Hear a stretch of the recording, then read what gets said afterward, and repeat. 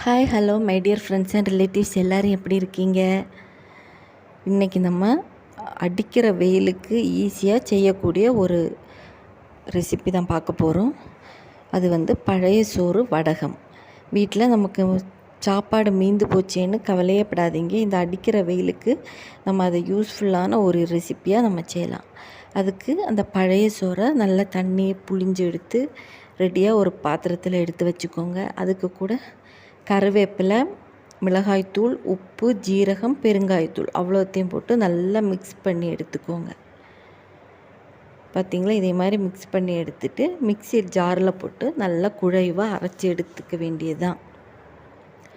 எடுத்ததுக்கப்புறமா அதை ஒரு முறுக்கு புளியிற அச்சில் போட்டு ஒரு வெள்ளை துணி விரித்து அதை நம்ம முறுக்கு நமக்கு என்ன ஷேப்பில் வேணுமோ அது மாதிரி அதை புழிஞ்சு எடுத்து காய வச்சு ஒரு 2 நாள் நல்லா காயட்டும். காஞ்சதுக்கப்புறம் நம்ம சாப்பிடும்போது அதை வறுத்து சாப்பிட வேண்டியதான். இங்கே பாருங்கள், காய வச்சுருக்கோம். இப்போ 2 நாள் நல்லா காய வச்சு எடுத்துக்க போகிறோம். இப்போ பார்த்திங்களா, நல்லா காஞ்சிருச்சு. 2 நாளில் சூப்பராக காஞ்சி வந்திருக்கு. இன்னி இதை நம்ம ஒரு பாக்ஸில் எடுத்து போட்டு வச்சு நமக்கு எப்பப்போ வேணுமோ அப்போ நம்ம கொஞ்சம் எண்ணெய் விட்டு ஈஸியாக அதை வறுத்து சாப்பிட வேண்டியதான்.